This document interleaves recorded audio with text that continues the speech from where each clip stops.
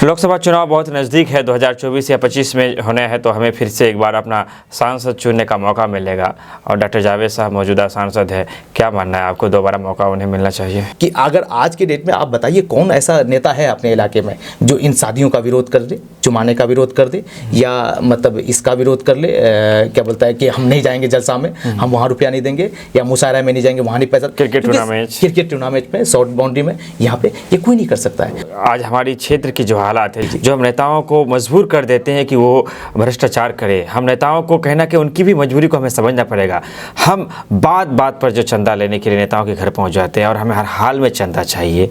इस चीज़ पे मंथन हुआ। महागठबंधन की रैली हुई कुछ दिन पहले ही, और शायद आप गए या नहीं इसकी तो मुझे जानकारी नहीं है, लेकिन इस रैली को लेकर आपका दृष्टिकोण क्या रहा होगा? मैं रैली को बहुत ज़्यादा सीरियसली लेता नहीं हूँ। ये तो बहुत सारे नेताओं को दिखाने का मौका और बहुत सारे जो फ्री लोग हैं उन लोगों को जाने का मौका, ये दोनों चीज़ मिलता है। फिर मैं सोचा कि किशनगंज में भी क्यों ना ऐसा ये हो कि हमारे जो यंग बच्चे हैं अगर वो उभर के सामने आएंगे तो क्या होगा कि राजनीति में मौका मिल जाएगा। हमारे यहाँ क्या है कि अगर आप अपने इलाके में या किसी भी इलाके में अगर नज़र डालो तो एक दो नेता के बाद तीसरा नेता नज़र नहीं आता है। क्यों नजर नहीं? राजनीति गंदी नहीं है, लीडरशिप एक अच्छी चीज़ है, उसको करता किस अंदाज में है और उसको लेके चलता किस अंदाज में, ये बड़ा मैटर करता है। जब मैं 7th क्लास में था, मैं पूर्णिया सिविल एकेडमी में पढ़ाई कर रहा था, तो वहाँ पे मेरे टीचर ने मुझसे पूछा कि आप क्या बनना चाहते हो, तो मैंने कहा लीडर। जब जिनका विजन ही क्लियर नहीं है, जो इन्हीं चीज़ों को बढ़ावा दे करके, जब इलेक्शन से पहले आप इन चीज़ों को बढ़ावा देते हैं, इलेक्शन के बाद आपको खराब ये लग जाता है कि मैं फलाने की शादी में जाऊं, तक चलेगा। हाँ। ये बढ़ावा इन्हीं लोगों ने दिया है, इन्हीं नेताओं ने बढ़ावा दिया है। हम आम पब्लिक को क्यों बदनाम करें? हम 2 लाख में मेरा फैजान भी जीतता है ना इलेक्शन, हम क्यों इसको बढ़ावा दें? ये क्या हालत है, इम्तियाज नसर भी तो इतना बच्चा पोजीशन लेकर के आता है। नासिर नादिर साहब भी, नासिर नादिर साहब को लीजिए, वो भी ये था। तो हम कह रहे इन सब चीज़ों को नहीं, इनके विजन क्लियर नहीं है। किशनगंज में का एक नेता का नाम अगर बोला जाए कि आप लिए जो आपकी नज़र में बेहतर हो, एक नेता कोई भी पूरे किशनगंज में। सलाम आदाब, मैं रमीज़ रेज़ा, आप देख रहे हैं केडीबी लाइव, आपका पसंदीदा प्रोग्राम आपकी बात केडीबी लाइव के साथ में। आज हमारे ख़ास मेहमान हैं मोहम्मद मतीन इकबाल साहब, जो कि बहुत बड़े शिक्षाविद हैं किशनगंज ज़िले से। ईदू वैली स्कूल जो कि सिंघिया में है, उनके डायरेक्टर हैं। अल आयात नाम से एक गर्ल्स हॉस्टल भी चलाते हैं। सबसे पहले आपका हम शुक्रिया अदा करते हैं कि आपने अपना वक्त दिया, आपका बहुत वेलकम। सबसे पहले केबीडी की पूरी टीम को पहले बहुत बहुत शुक्रिया कि इस नाचीज़ को आप मौका दिए, और रमीज़ साहब आपका बहुत बहुत शुक्रिया। ईदू वैली स्कूल सिंघिया के आप के डायरेक्टर हैं जी। किस तरह की चीज़ें होती है शिक्षा को लेकर के, हम चीज़ों को जानना चाहेंगे। एक्चुअली मुसलसल जो मेरा रहा है काम, एजुकेशन को ही लेकर के काम रहा है लगभग 8 साल से। इससे पहले मेरा प्रधानमंत्री कौशल केंद्र था, जो आप लोग के चैनल के फाउंडर हैं, वो भी हमारे यहाँ से ट्रेनिंग लिए थे कंप्यूटर का। और इससे ये था कि जो भी लोग मतलब ये थे, तो वहाँ पे हमने ट्रेनिंग करवाया, लगभग 30 से 35 हज़ार स्टूडेंट को ट्रेनिंग करवाया, जो गवर्नमेंट का योजना है उसका फ़ायदा उठवाने की कोशिश की। उसके बाद फिर हमने एक गर्ल्स हॉस्टल खोला, गर्ल्स हॉस्टल अल आयत गर्ल्स हॉस्टल, जो अभी भी है मरवाड़ी कॉलेज के सामने, अल आयत नाम से। जो मेरी वाइफ AMU से असल में वहाँ से पढ़ाई की है, तो मैंने चाहा कि चलिए वो भी एजुकेशन में अपने आप को सर्व कर सके, और वो बहुत अच्छा माशाल्लाह उस हॉस्टल को चला रही है। उसके बाद फिर हम लोग स्कूल, अभी मेरा ईडू मिशन स्कूल नाम से चल रहा था, फिर हम लोग दोनों भाई मिल करके फिर 2 स्कूल किए। फिर अभी मैं ईडू वैली जो सिंघिया में अभी मेरा चल रहा है, और उसमें हम लोग ये जो मेन जो विचार ये है कि एजुकेशन, मॉडर्न एजुकेशन को हम लोग कैसे मतलब दे सकें, और वो भी अपने कल्चर को बचा करके, ये हमारा काम है। चलिए, शिक्षा को लेकर बहुत सारी बातें हैं, राजनीति से भी आप डायरेक्टली नहीं तो पर्दे के पीछे जुड़े हुए रहते हैं, सारी चीज़ों पर हम बात करेंगे। लेकिन एक चीज़ जो सामने से होकर मेरी गुजरा, एक बहुत बड़ा, जो बहुत बड़े सोशल मीडिया से जुड़े हुए हैं, पत्रकार भी हम कह सकते हैं, एक सवाल खड़ा किया जा रहा है प्राइवेट स्कूल वालों के ऊपर। शिक्षा माफिया का नाम दिया जा रहा है। एक तरह से आप लोगों को कहा जा रहा है कि शिक्षा के नाम पे व्यापार किया जाता है। स्कूल की टाई से लेकर, बेल्ट से लेकर, किताब से लेकर, यानी प्राइवेट स्कूल ना बढ़कर उससे शॉपिंग मॉल बोल सकते हैं। इस तरह के आरोप है जो लगाए जा रहे हैं। आपने भी देखा ही होगा इन सारी चीज़ों को, आप समझ रहे होंगे। आप क्या सफाई देना चाहेंगे इन सारी चीज़ों को लेकर के? मैं तो ये कहूँगा कि देखिए रमेश साहब, बहुत अच्छा सवाल किया आप, और इस पे बात भी होनी चाहिए। ये बहुत सारे लोग कहते हैं कि प्राइवेट स्कूल ने ये धंधा बना लिया, ये सारी चीज़ें चल गई, फिर वही लोग अपने बच्चों को प्राइवेट स्कूल में क्यों पढ़ाना चाहते हैं? ऐसा क्या वजह हो गई कि वो फिर उसी प्राइवेट स्कूल में पढ़ाना चाहते हैं? वजह ये है कि वो ये सारी चीज़ें करते होंगे, या किसी का नहीं भी चलता होगा, फिर भी वो लोग उसी कैटेगरी में आ जाते हैं। एक्चुअली में वजह ये है कि एजुकेशन सिस्टम को संवारना, और आप ये बात मानिए, दुनिया में हर चीज़ की कीमत बढ़ी है। आप दाल लेते थे, वो 20 रुपये किलो मिलता था आज से 5 साल पहले, या 40 रुपये किलो मिलता था, आज के डेट में कहाँ चला गया? हर चीज़ की चीज़ें बढ़ी है, तो वो आपके पास इसमें एजुकेशन में भी ये चीज़ें तो बढ़ना ही। और एजुकेशन में हम उन चीज़ों को क्यों भूल जाते हैं? हम ये भूल जाते हैं क्यों कि यही प्राइवेट स्कूलों ने है कितने डॉक्टर को जन्म दिया। हमने उसके सकारात्मक पहलू को, हमने उसके पॉजिटिव पहलू को भूल गया। हम आप गौर कीजिए, और बहुत थोड़ा सा पहले से जैन को अपना अगर लेकर के जाएंगे तो इस प्राइवेट स्कूल ने हमारे बच्चों, हमारे यहाँ के जो यंग जो है, हम खुद प्राइवेट स्कूल के प्रोडक्ट हैं, और हम आपके सामने, और आज प्राइवेट स्कूल एक चला भी रहे हैं माशाल्लाह। प्रधानमंत्री कौशल विकास केंद्र भी चलाए, उसके बाद एक गर्ल्स हॉस्टल भी चला रहे हैं, उसके बाद और भी बहुत सारे काम हैं जो कर रहे हैं। दिल्ली में भी हमारी एजुकेशन हुई है, मतलब अलीगढ़ से, ये जामिया मिलिया इस्लामिया से मेरी एजुकेशन हुई। तो ये सारी चीज़ें हैं कि ये प्राइवेट स्कूल ने बहुत कुछ दिया भी है, उन सब चीज़ों को ना छोड़ें। प्राइवेट स्कूल ने बहुत कुछ दिया भी है, और बहुत सारा एक बात भी सही है कि अगर हम सरकारी स्कूलों के भरोसे बैठे रहे तो शायद आज भी हम बहुत पीछे रहते हैं। इसमें कोई डाउट नहीं कि जो कॉन्वेंट है, जो कोचिंग है, उन्होंने शिक्षा के जो स्तर में आज तेजी आई है, उनका बहुत बड़ा योगदान है। लेकिन हम अब फिर से सवाल करना चाहेंगे कि जो स्कूल रजिस्टर्ड है सरकार के तरफ से, कुछ जो भी हो साल में, मुझे उसकी पूरी जानकारी नहीं है, आर्थिक मदद दी जाती है, तो क्या कभी भी किसी सरकार कॉन्वेंट स्कूल ने 5 बच्चे को भी मुफ्त में शिक्षा दिया? आपकी नॉलेज में कोई ऐसा स्कूल हो, कोई टीचर हो? असल में मैं 1 साल से मुसलसल अपना स्कूल चला रहा हूँ, और स्कूल वालों के साथ उठना बैठना भी हो रहा है। बहुत सारे एजुकेशन स्कूल वाले, मैं खुद अपने गर्ल्स हॉस्टल का ही एग्जांपल दे दूँ, मैं दूसरे का क्यों एग्जांपल दूँ? मेरे यहाँ बहुत सारी बच्चियाँ रही, एक नीट की बच्ची तैयारी कर रही थी, 3-4 साल तक, 1 साल तक वो तैयारी की, तो उस वक्त वो पैसा दे सकती थी, सक्षम थी। फिर बाद में मैंने क्या कर दिया कि उसको फ्री में रखने लगा। तो जहाँ स्कूल वाले भी जो इंसान हैं, वो समाज के हक और हकूक़ की जो बात करता है और बच्चों को जो तालीम देता है, वो तो ये सारी चीज़ें जानता है, और वो चीज़ें होती है, क्योंकि ये बताने वाली चीज़ें नहीं है, दुनिया में आया करने वाली चीज़ें नहीं है, ये तो नेक काम है, और इसको हम लोग नेक काम समझ के करते हैं। अल आयात गर्ल्स हॉस्टल जो आप चलाते हैं, जो कि लड़कियों का हॉस्टल है, बहुत सारी परेशानियां का सामना करना पड़ेगा, और बहुत ही गंभीर चीज़ है। चूँकि लड़कों का हॉस्टल एक अलग बात है, लड़कियों का हॉस्टल बहुत मेहनत लगता होगा। आपके हॉस्टल के बारे में हम कुछ कहना चाहिए, विधि व्यवस्था क्या है, किस तरह की शिक्षा दीक्षा आप देते हैं? अगर कोई उस पर, जैसे कि हमारा ही कोई हो, अगर हम चाहे कि भाई उसमें करें, तो क्या कुछ हम चाहेंगे कि इस चैनल के माध्यम से बातों के बाद वो भी जानकारी है, बाकी बातें तो हम कर भी सकते हैं। अल आयात गर्ल्स हॉस्टल, एक खूबी मैं बताऊंगा अल आयात गर्ल्स हॉस्टल का, क्योंकि बहुत सारे लोग हैं, आप उनसे चीज़ें पता कर सकते हैं। हमारे हॉस्टल में क्या है कि हर तरह के बच्चे रहते हैं, स्कूल के भी बच्चे हैं, कॉलेज के भी बच्चे हैं, या उससे भी पास आउट वाले बच्चे हैं। और वहाँ पे हम लोगों ने एक चीज़ जो, मतलब क्योंकि वहाँ पे जो मेन गर्ल्स हॉस्टल को देखना होता है वो मेरी वाइफ देखती है। वो खुद भी मतलब नर्सरी से लेकर के अपना MA तक अलीगढ़ स्कूलिंग किया, यहाँ से कृष्ण पब्लिक से, उसके बाद अलीगढ़ से रही है, तो वो खुद बाहर रही है। तो वो बोलती है कि जो चीज़ें हमने ये किया, और असल में ये मेरे अब्बू के ख्याल में था कि हमको ख्वातीन या बच्चियों की पढ़ाई के लिए हमें बात करना चाहिए। हम लोग सारे लोग, अब बच्चे को तो आप कहीं भी पढ़ा लेंगे, लेकिन बच्चियों के लिए जो सबसे बड़ी बात होती है वो सेफ्टी की बात होती है, वो कौन देगा? और उसको एक चीज़ ये भी है कि आप किसी चीज़ के लिए रिक्स उठा सकते हैं, लेकिन अपने बच्चियों के मामले में आप रिक्स नहीं उठा सकते। उन बच्चियों को सेफ एंड सिक्योरिटी के साथ साथ अच्छी पढ़ाई देना, तालीम देना, यही हमारा मकसद रहा है, और अल्लाह ने हमको कामयाबी दी है। माशाल्लाह हमारे पास अभी 50-60 बच्चे हैं, और भी हमेशा रहते हैं उस पर बच्चे। प्रधानमंत्री कौशल विकास केंद्र का आपने नाम लिया, उससे आप जुड़े हुए थे, उनके हेड रह चुके हैं आप, अभी भी वो चल रहा है, तो क्या कुछ वहाँ पर होता है, और यहाँ उससे हम क्या फ़ायदा ले सकते हैं? एक्चुअली कौशल विकास केंद्र 2015 में जब प्रधानमंत्री कौशल विकास योजना नाम से आया, तो उस वक्त ही हम उससे जुड़े। हमारे एक सीनियर हैं कैफ़ी अनवर, उन्होंने ही मुझे उससे किया, क्योंकि हम लोग उस वक्त दिल्ली से जस्ट रिटर्न आए थे, वो यहाँ पे जॉब करने लगे। एक्चुअली उसमें उन लोगों को हम लोग ट्रेनिंग देते थे, या ट्रेनिंग देते हैं, जो लोग मतलब ड्रॉप आउट्स हैं, उनको ट्रेनिंग देकर के रोज़गार से जोड़ना। और एक बहुत बड़ा एग्जाम्पल ये है कि मैं जिस स्टूडियो में बैठा हूँ, मुझे इस बात का मतलब प्राउड है, और अल्लाह मुझे मतलब इस बात पे मैं ये करता हूँ कि नाज करता हूँ कि आज जो दिलशाद गनी वहाँ पे पहुँचा है, इसमें हमारा भी थोड़ा बहुत कंट्रीब्यूशन है। आपका जो कॉलेज जो पढ़ाई का दौर रहा, वहाँ में आप पॉलिटिक्स से जुड़े रहे छात्र नेता के रूप में, शायद आपने, जहाँ तक मुझे जानकारी है, आपने चुनाव भी लड़े होंगे। तो एक छात्र नेता के रूप में आपको क्या क्या परेशानी आई, किस तरह से आपने उस चीज़ को हैंडल किया, और कैसा लगता था जब आप नेता के रूप में चुने जाते रहे या चुनाव लड़ने का मौका मिला?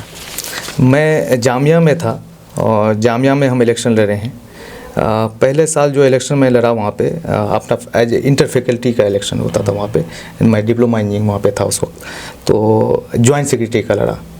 मैं 2 इलेक्शन का आपको डिफरेंस बताता हूँ, और मैं आवाम को भी बताना चाहता हूँ, जो लोग आपके व्यूवर्स हैं उसको भी बताना चाहता हूँ कि वहाँ की कॉलेज की जो राजनीति थी और यहाँ की राजनीति में मुझे 2 चीज़ में डिफरेंस दिखा। मुझे कॉलेज की राजनीति में इस बात से बहुत मज़ा आया कि वहाँ पे हम लोग जब राजनीति करते थे तो चीज़ों को एक पैनल में होता था, चीज़ें एक बनी हुई रहती थी कि नहीं, अगर मतीन को सेलेक्ट करना है तो ये क्यों सेलेक्ट करना है, उसके पीछे एक रीज़न होता था।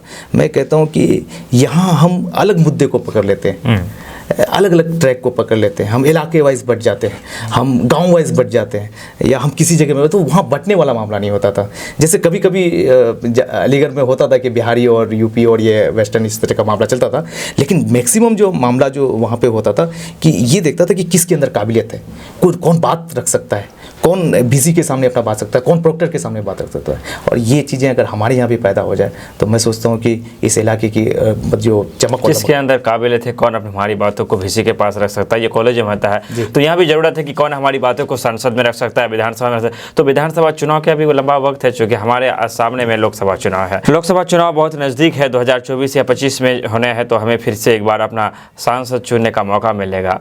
और डॉक्टर जावेद साहब मौजूदा सांसद है, क्या मानना है आपको, दोबारा मौका उन्हें मिलना चाहिए? इसमें मैं किसी का नाम तो नहीं लेना चाहूँगा, लेकिन हक कोई ये है कि हक बोलना चाहिए, और इनमें से जो बेहतर हो उसको ही, और उसको बेहतर के लिए अभी वक्त भी है और चीज़ें भी चल रही है।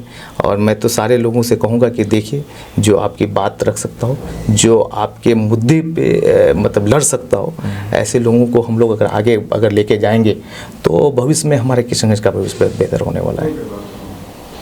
महागठबंधन की रैली हुई कुछ दिन पहले ही, और शायद आप गए या नहीं इसकी तो मुझे जानकारी नहीं है, लेकिन इस रैली को लेकर आपका दृष्टिकोण क्या रहा होगा? ये जो रैली वगैरह है ना, ये इसको सिर्फ राजनीतिक दृष्टिकोण से देखिए, इसका कोई सकारात्मक पहलू नहीं है। और बहुत सारा सोशल मीडिया में एक बात भी चल रही थी कि स्पेशल पैकेज ये वो, हम लोग क्यों फालतू में ये सब चीज़ें, ये दिखावे की चीज़ें हैं, और ये दिखाने के लिए लोग आते हैं, चाहे कोई भी पार्टी हो। मैं किसी भी पार्टी का मतलब बहुत समर्थक भी नहीं हूँ, नहीं भी हूँ, ये हूँ भी या नहीं भी हूँ। अच्छे करते हैं तो उसको अप्रिशिएट करता हूँ, अगर ख़राब होता है तो, अगर मजम्मत करने वाली बात होती है तो मैं मजम्मत करता हूँ। तो मैं रैली को बहुत ज़्यादा सीरियसली लेता नहीं हूँ। ये तो मतलब बहुत सारे नेताओं को दिखाने का मौका, और बहुत सारे जो फ्री लोग हैं उन लोगों को जाने का मौका, ये दोनों चीज़ मिलता है। उस रैली से कोई फला महमूदी नहीं होती है, न सीमांचल का होगा, न किसी इलाके का होने वाला, नहीं होने वाला। सकारात्मक शब्द का आपने इस्तेमाल किया तो उसी से मेरी जो यादें हैं जहन में ताज़ा हो गई। सकारात्मक बिहार नाम से आपका कुछ चल रहा था, जिससे मैं पहले उसे देखा करता था। क्या था वो सकारात्मक बिहार, उसे फिर बंद क्यों कर दिया आपने?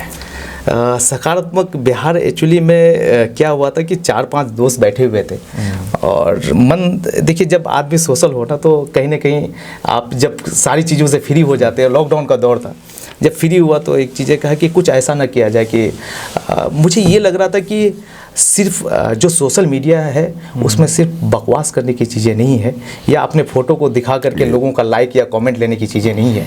उनमें हम अपने मुद्दे को लेकर के बात कर सकते हैं, वो भी सकारात्मक तरीके से। मैंने इसी वजह से नाम ही उसका सकारात्मक दिया था, सकारात्मक बिहार। और इसमें हमने क्या किया कि उस वक्त देखिए कि सबसे बर्निंग इशू क्या है, तो मुझे ये बर्निंग इशू ये लगा, आप बहादुरगंज से ताल्लुक़ रखते हैं, बहादुरगंज सैलाब में पूरा डूब जाता है। हम कहते हैं हमारी बोली कौन बनेगा, हमारी बात कौन रखेगा। उस वक्त इलेक्शन नहीं हुआ था विधानसभा का।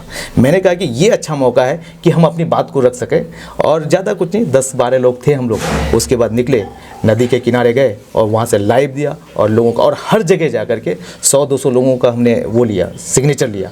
उस सिग्नेचर लेकर के हमने जितना भी हमको भेज सकते थे, जैसे वो PMO को मेल कर सकते थे जहाँ पे, जैसे इसको मुख्यमंत्री को, और कहीं पे भी अपना जो ये हैं मतलब विधायक थे उन लोगों को मेमोरेंडम दिया, हर जगह दिया जाकर के, ताकि ये चीज़ें, या जिनको नहीं मिल सका तो उनको मेल कर दिया ये सारी चीज़ें, कि एक मुद्दे पे बात हो, एक बहस हो, ऐसी चीज़ें हो जो हमारे इलाके को एक तस्वीर बदलने का काम करें।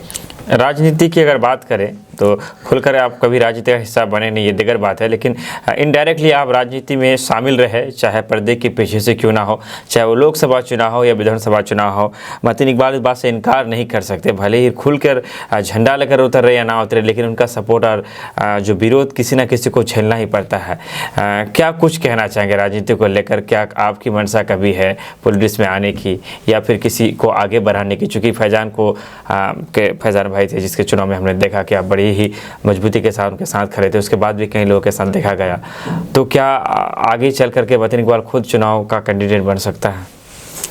असल में सबसे पहली बात ये बोलूं कि जैसे आपने ये कहा कि आपका क्या ऐसा मतलब ये है, तो मेरा एक पहलू है कि जो ये यंग लीडरशिप जो उभर रही है और उस यंग लीडरशिप को जन्म दिया जाए, और ये ना हो कि हमारा अगर जब किसी भी पावर को या ताकत को अगर एक जगह में इंटीग्रेट कर देंगे, एक जगह में मिला देंगे, तो वो फिर कल जाकर के क्या कर सकेगा, अफसरशाही जैसा आप जो बोले ना, या बहुत एकदम अपना विकराल रूप ले लेगा। तो इसको इसी वजह से इस कनेक्शन को जो है वो दूर दूर तक जाना चाहिए, मतलब बढ़ जाना चाहिए। मैं राजनीति को इसी वजह से कहता हूँ कि राजनीति किसी के घर की बपूती नहीं होनी चाहिए या किसी घर में एक जगह जाकर के सीमित नहीं होना चाहिए। मैंने इसी वजह से फैजान बाबू जब इलेक्शन लड़ा, क्योंकि खरखरी में भी वो मेरे साथ था, तो फैजान बाबू जब इलेक्शन लड़ा तो उन्होंने मुझे कॉल किया और मैं कहा कि नहीं बाबू, मैं तुम्हारे लिए बैक करता हूँ, मैं तुम्हारे लिए आता हूँ, क्योंकि अगर एक यंग लड़का बनेगा, ये कल आपको काम करना है वो आपका अंदाज रहेगा, लेकिन एज ए मतलब एक टीचर, एक शिक्षकविद और सारी चीज़ों को जब मैं सोशल एक्टिविस्ट भी हूँ, नज़र भी रखता हूँ, तो मेरा मकसद ये था कि आप जीत जाओ और अल्लाह करे। और मुझे देखता हूँ कभी कभी वो लड़का जब अच्छा काम करता है तो दिल में खुशी होती है कि वाह चलो कम से कम कुछ तो किए अपने लिए। फिर इसी तरह से अभी इम्तियाज़ नज़र का इलेक्शन था, फिर मैं सोचा कि किशनगंज में भी क्यों ना ऐसा ये हो कि हमारे जो यंग बच्चे हैं अगर वो उभर के सामने आएंगे तो क्या होगा कि राजनीति में मौका मिल जाएगा। हमारे यहाँ क्या है कि अगर आप अपने इलाके में या किसी भी इलाके में अगर नज़र डालो तो एक दो नेता के बाद तीसरा नेता नज़र नहीं आता है। क्यों नजर नहीं आता है? आप और दूसरे इलाके में देखिए, हम कहते हैं कि राजनीति सिर्फ ये बात कहते हैं ना कि राजनीति गंदी है और आप उससे दूर हो जाइएगा, तो कैसे हमारे इलाके की स्थिति सुधरेगी? कहीं ना कहीं एक रास्ता तो वो रास्ता भी है ना कि हमको अगर अपने इलाके की तरक्की करवाना है या कुछ करवाना, जब वो रास्ता है तो इस रास्ते को आप इस बात पे क्यों बिना कर देते हैं, इस बात पे क्यों हटा देते हैं कि सिर्फ इस बात के लिए कि राजनीति गंदी होती है? राजनीति गंदी नहीं है, लीडरशिप एक अच्छी चीज़ है, उसको करता किस अंदाज में है और उसको लेके चलता किस अंदाज में, ये बड़ा मैटर करता है। आज आप एक शिक्षक की भूमिका में है, हज़ारों बच्चों को आपने तालीम दिया होगा और बहुत सारे बच्चे आपकी तालीम को लेकर बहुत आगे तक गए होंगे, लेकिन यही मतीन इकबाल कभी छात्र भी रहा होगा, स्टूडेंट भी रहा होगा। जब आप स्टूडेंट हुआ करते थे तो आपको भी आपका टीचर पूछा करता होगा कि आप क्या बनना चाहते हैं, तो आपका जवाब क्या होता था? आप क्या बनना चाहते थे और क्या बन गए? क्या एक सोच रहे होगी? आपने एक ऐसा सवाल पूछ दिया, क्योंकि ये मैं कहानी अक्सर लोगों को बताता भी हूँ। रवीश भाई, बहुत बेहतरीन सवाल आपने किया। जब मैं 7th क्लास में था, मैं पूर्णिया सिविल एकेडमी में पढ़ाई कर रहा था, तो वहाँ पे मेरे टीचर ने मुझसे पूछा कि आप क्या बनना चाहते हो, तो मैंने कहा लीडर। तो सब लोग शौक हो गए और सब लोग एक अलग नज़र से मेरे तरफ देखने लगे, और फिर मैं खड़ा हुआ और मैं ये बात, मुझे उस वक्त भी मैं ये बात बोला भी था बड़े इसके साथ कि घर में अगर आज लीडरशिप से आप लोग चौंक गए या ये हो गए, लेकिन लीडरशिप वो चीज़ है जो गांधी जी ने किया, लीडरशिप एक वो भी है जो सुभाष चंद्र बोस ने किया, लीडरशिप वो भी है जो मौलाना अबुल कलाम आज़ाद ने भी किया, लीडरशिप वो भी है जो आज क्या होता है missile man APJ Abdul Kalam ने किया। क्या हम ये मिसाल कायम नहीं कर सकते हैं?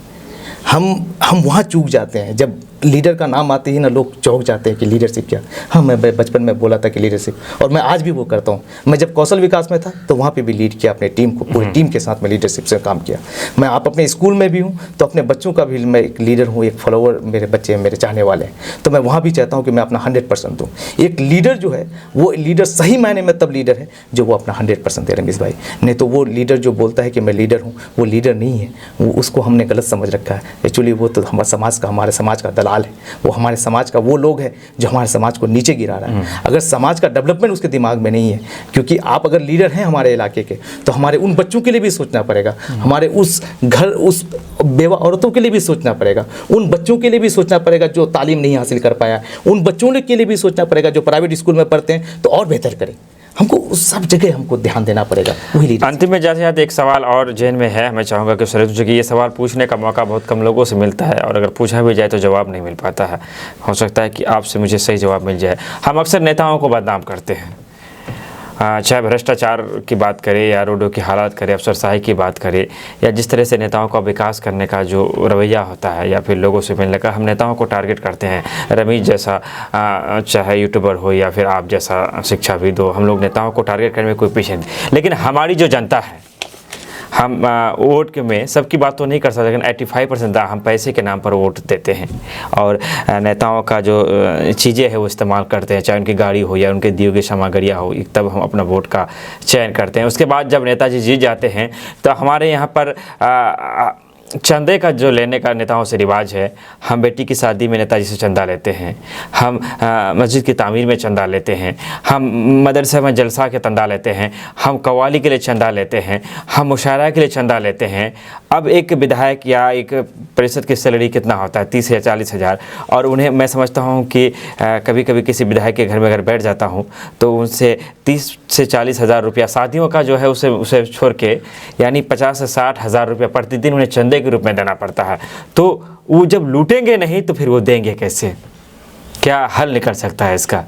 सवाल थोड़ा लंबा है, मैं चाहूँगा कि, क्योंकि मुझे किसी से इसका जवाब मिला नहीं है सही। मैं आपको बता रहा हूँ, एक छोटा सा एग्जाम्पल मैं देना चाहूँगा। आपने फैज़ान का नाम लिया, पता है उसने कितने में इलेक्शन लड़ा था? सिर्फ अगर मैं रियल खर्च बताऊँ, ऐसे तो बहुत जगह कम आंकड़ा दिखाया जा रहा है, ज़्यादा आंकड़ा 2 लाख समथिंग खर्च हुआ था। 2 लाख समथिंग का हो जाता है एक जिला परिषद जो 6 सीटों का, और ये बहुत कम अमाउंट है, बहुत कम अमाउंट है। अभी हम लोग इसका इम्तियाज़ का इलेक्शन लड़े, उसमें भी हमको लगता है कि 1 लाख के आसपास, और वो सेकंड पोजीशन में रहा, सिर्फ 36 वोट से आ रहा है। तो सिर्फ इस बात के बिना पे ये करना कि पैसे पे ही वोट मिलता है, मैं इस बात को हरगिज़ और बुरी मतलब उसको खारिज करता हूँ। एक्चुअली आज भी है इंसानियत, आज भी चीज़ें हैं। वजह क्या है कि जब हमारे पास कोई ऑप्शन नहीं होता है ना, तो मैंने तो वो भी कहता हूँ कि अब आपके पास जब ऑप्शन नहीं रहे तो आप ये कर लो कि जब वो देख ही रहो कि वो आपका कुछ काम का नहीं होता, तो लोग 1000, 10,000, 5,000 ये सारी चीज़ें लेते हैं। और जो दूसरी बात आपने कही कि नेता लोग क्या करें, क्योंकि यहाँ की जो लीडरशिप आज तक हुई, वो लीडरशिप जो है वो मतलब मुद्दे पे नहीं रही। लीडरशिप कहाँ पे चली गई? लीडरशिप पैसे के इस पे बल पे चली गई। तो इसी वजह से ये सारी प्रॉब्लम आ रही है। अगर हमारी सही लीडरशिप हो, सही क़यादत हो, सही क़यादत कैसे आ सकती है? सही क़यादत ये आ सकती है कि अगर आज के डेट में आप बताइए कौन ऐसा नेता है अपने इलाके में जो इन शादियों का विरोध कर दे, जुमाने का विरोध कर दे, या मतलब इसका विरोध कर ले, क्या बोलता है कि हम नहीं जाएंगे जलसा में, हम वहाँ रुपया नहीं देंगे, या मुशायरा में नहीं जाएंगे, वहाँ नहीं पैसा, क्रिकेट टूर्नामेंट में, शॉर्ट बाउंड्री में, यहाँ पे ये कोई नहीं कर सकता है। आप क्यों बढ़ावा दे रहे हैं? लीडरशिप की भी कमी है। लीडरशिप, हम कहते हैं कि जब 100 लोग अगर आपसे खुश हो रहे हैं तो सिर्फ वो 10 लोगों को खुश करने के लिए आप ये चीज़ें क्यों कर रहे हैं?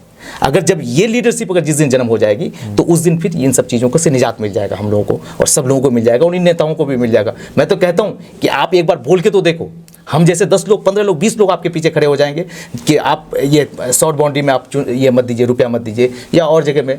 लेकिन बहुत जगह क्या होता है कि लोग हालात और वक्त और ये कीजिए समाज में रहना पड़ता है। वो नेता भी इसी समाज का है और वो आदमी भी इसी समाज का है। मैं समझता हूँ कि जो आज हमारी क्षेत्र की जो हालात है, जो एक मजबूत लीडरशिप की कमी को हम जूझ रहे हैं, ये जो चंदा की जो रिवाज है, जी, जी। जो हम नेताओं को मजबूर कर देते हैं कि वो भ्रष्टाचार करे, हम नेताओं को कहना कि उनकी भी मजबूरी को हमें समझना पड़ेगा। हम बात बात पर जो चंदा लेने के लिए नेताओं के घर पहुँच जाते हैं और हमें हर हाल में चंदा चाहिए। इस चीज़ पे मंथन हो और मैं समझता हूँ कि बातें हो, चूँकि जब उनसे हम चंदा ले लेंगे तो जाहिर सी बात वो अपना घर का ज़मीन तो बेचेगा नहीं। थोड़ा सा एक बात मैं काटना चाहूँगा इसमें। एक्चुअली जो लोग हमारे यहाँ राजनीति आज के डेट में, मैं किसी विधायक या किसी प्रतिनिधि का नाम नहीं लेना चाहूँगा, जो लोग आए तो क्या उनके जो विजन है वो क्लियर हैं? जब जिनका विजन ही क्लियर नहीं है, जो इन्हीं चीज़ों को बढ़ावा दे करके, जब इलेक्शन से पहले आप इन चीज़ों को बढ़ावा देते हैं, इलेक्शन के बाद आपको खराब ये लग जाता है कि मैं फलाने की शादी में जाऊँ, तक चलेगा। हाँ। ये बढ़ावा इन्हीं लोगों ने दिया है, इन्हीं नेताओं ने बढ़ावा दिया है। हम आम पब्लिक को क्यों बदनाम करें? हम 2 लाख में मेरा फैजान भी जीतता है ना इलेक्शन, हम क्यों इसको बढ़ावा दें? ये क्या होता है, इम्तियाज नसर भी तो इतना बच्चा पोजीशन लेकर के आता है। नासिर नादिर साहब भी, नासिर नादिर साहब को लीजिए, वो भी इतना। तो हम करें इन सब चीज़ों को नहीं, इनके विजन क्लियर नहीं है, ये चाहता ही नहीं है कि हमारी चीज़ें, और वो पहले शादी ब्याह को बढ़ावा देंगे, वो पहले रोड का ढलाई पहले से कर देंगे कि आ जाओ जेबीसी अपना लगो पड़ा हुआ है, ईटा भट्टा है, सर ये करवा दो। मैं किसी एक नेता की नहीं बात कर रहा हूँ, हर नेता की बात कर रहा हूँ। इन्होंने पब्लिक को क्या बना दिया ना, इस तरह की चीज़ें दे करके अपने 10-20 लोगों को डिटेल करके एक तरीके से ये अफीम का काम कर रहा है अपने इलाके में। और वो अफीम, वो पुड़िया डाल करके लोगों के जहन को बना देता है कि अगर पैसा होगा तो इलेक्शन जीत पाओगे, अदरवाइज नहीं पाओगे। इसको क्रिएट करने के लिए ये एक जो बड़ी लीडरशिप है और बड़े पैसे वाले जो लोग हैं वो क्रिएट करके रखा हुआ है। और एक दिन इंशाल्लाह मुझे यकीन है, और इसके लिए मैं कोशिश भी कर रहा हूँ, जहाँ भी कोई भी खड़ा होता है मुझे दिल से एक बार आवाज़ दे देना, मतीन इकबाल जो कर सकता है वो आपके लिए करेगा। किशनगंज में का एक नेता का नाम अगर बोला जाए कि आप लिए जो आपकी नज़र में बेहतर हो, एक नेता कोई भी पूरे किशनगंज में अभी मौजूदा हालात पे मौजूदा हो या पूर्व हो, जिसे आपको लगता है कि ये सही, मैंने 100% ना ही सही, कुछ हद तक इनकी जो राजनीति वो ठीक है? देखिए, मैं 2 लोगों का नाम लूँगा, अगर 2 लोगों का नाम न लूँगा तो फिर बेईमानी हो जाएगी। अगर किसी मसले में अगर ये थे तो किसी मसले में वो, मैं मरहूम मौलाना असाउल हक कासमी साहब का, मैं प्रेजेंट की बात कर रहा हूँ, वो है सर मौलाना मसूद कासमी साहब और तस्लीमुद्दीन साहब का आप नाम लेंगे। मैं इन दोनों को छोड़ के मैं मौजूदा की बात कर रहा हूँ, जो लोग जीवित हैं जी, इसमें चाहे वो हारे हुए हो या जीते हुए हो, या माने वो जीवित है, ये सारे लोग अच्छे हैं, सारे लोग अच्छे हैं, सारे लोग अच्छे हैं। बस इनको क्या है कि किसी ने आज तक वहाँ जाकर के मुंह पे ये बात बोल के नहीं आया कि सर ये आप गलत किए। जिस दिन अगर आप उसके सामने सवाल करना शुरू कर देंगे ना, तो ये लोग सारे लोग लाइन पे आ जाएंगे, क्योंकि ये हमारे समाज का ही बेटा है, ये सारे लोग जो है ना समाज का ही बेटा है। जिस दिन आप अगर जाकर के खड़े हो जाएंगे, आप ये कहेंगे कि आप ये गलत कर रहे हैं, असल में हो रहा क्या कि हम लोगों से भी गलती हो रही है कि हम लोग इनको बता नहीं पा रहे हैं कि आप कहाँ गलत जा रहे हैं। चलिए, फिर अगर मौका मिला तो आपसे बातचीत होगी। बातों के दरमियान काफ़ी लंबा वक्त हो गया और पता ही नहीं चला, तो हम चाहेंगे मतीन इकबाल साहब के आपसे अब हम विदा लें। आज हमारे ख़ास मेहमान थे मतीन इकबाल साहब, जो कि बहुत बड़े शिक्षाविद हैं। बातों के दरमियान हमने कई बातों का जिक्र किया। बहुत ज़रूरी हो जाता है कि आप भी अपनी राय कमेंट करें, ताकि आपकी राय से हमें पता चल पाता है कि हमारी कौन सी बातें आपको सही लगा और कौन सी बातें सही नहीं लगी। हम चाहेंगे कि आप अपनी राय, आपकी जो महत्वपूर्ण राय है वो ज़रूर हम तक शेयर करें। चैनल को सब्सक्राइब करें, बेल आइकन दबाएं, फॉलो करें, लाइक करें। आज आपसे विदा लेते हैं इस वादे के साथ कि फिर आएंगे हम आपके बीच। तब तक आपसे लेते विदा। धन्यवाद, शुक्रिया, आदाब।